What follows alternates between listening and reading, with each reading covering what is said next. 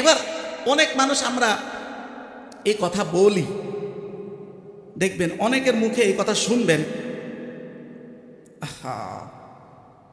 অনেকে বলে যে আগামী দূর ভবিষ্যতে বা অদূর ভবিষ্যতে এই ভূখণ্ড, এই বাংলাদেশ, আশেপাশের এলাকাগুলো, এটা হতে পারে একদিন দ্বিতীয় গাজায় রূপান্তর হবে। দ্বিতীয় গাজায় রূপান্তর, এটা অনেকেই বলে, অনেকে এটা মনেও করে। আজকে আমি একটা কথা বলতে চাই, বিশ্বাস করেন এই পর্যন্ত যত মুসলমান শিশু, নারী, নিরীহ মুসলমানের রক্ত ঝরেছে, আগামী দিনে ঝরবে, সব কিছুর মূলে এই মুনাফিক নেতৃস্থানীয় লোকগুলোর দায়। এবং সত্যি সত্যি যদি আগামীর দিনে এই ভূখণ্ড যদি গাজায় রূপান্তর হয়, আজকে যেই নেতৃস্থানীয় লোকগুলো আছে আগামীতে থাকবে ইসলামের বাইরে, এরাই প্রত্যেকটা রক্তের ফোঁটার জন্য দায় থাকবে। আজীবন তারা জাহান্নামে এটার দায় দিয়ে যাবে, এবং যারা তাকে কোনোভাবে সাপোর্ট করেছে তারাও দিয়ে যাবে, তারাও দিয়ে যাবে। আপনি কোরআন থেকে দলিল নেন, এটা আমার বক্তব্য না, কোরআনের বক্তব্য।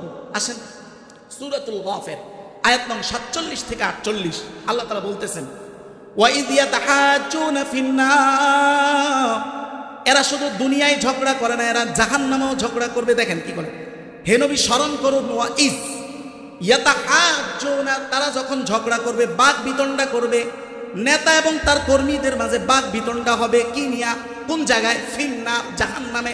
কি নিয়া হবে শুনেন, ওয়াইদ ইয়াতাহাজ্জুনা ফিন্নার ফায়াকুলু দুআফা, যারা দুর্বল ছিল অর্থাৎ কর্মী ছিল, তারা বলবে, ফায়াকুলু দুআফা লিল্লাযীনা ইসতাকবারু, যারা অহংকারী বড় নেতৃস্থানীয় লোক ছিল তাদেরকে জাহান্নামে বলবে, কুন্না লাকুম তাবান, আমরা তো আপনাদের অনুসারী ছিলাম, এখন জাহান্নামে এত কষ্ট পাইতেছি। আল্লাহ বলতেছেন, খেয়াল করেন, এখন তারা প্রস্তাব দিয়ে যাবে তার নেতার কাছে, সেই দিন বলবে যে এখন পারলে আমাদের জাহান্নামের আযাব একটু লাঘব করে দেখান না, একটু লাঘব করেন, এটা তো আপনার দায়িত্ব, কারণ কাজ তো আপনার করছি। তারাই কথা বলবে, কুন্না লাকুম তাবান ফাহাল আনতুম মুগনুনা আন্না নাসিবাম মিনান নার।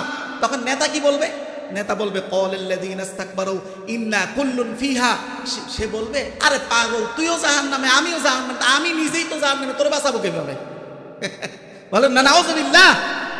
অন্য আয়াতে স্পষ্টই কথা আছে, কোরআন খোলে, নেতা এই কথাও বলবে, আনাহনু সাদাদনাকুম আনিল হুদা, আরে তোরে কি আমার দলে আমি টাইনা ঢুকাইছি? আনাহনু সাদাদনাকুম আনিল হুদা, শাব্দিক অর্থ হলো তোমাকে কি আমি হেদায়েত থেকে আমি নিজে বিরত রাখছি, আমার দলে টাইনা ঢুকাইছি। যখন তোমার সামনে হেদায়েত স্পষ্ট হয়েছে, আমি তো জোর করে আমার কর্মী বানাই নাই। এই কথা বলবে সেই, আল্লাহ বলছে।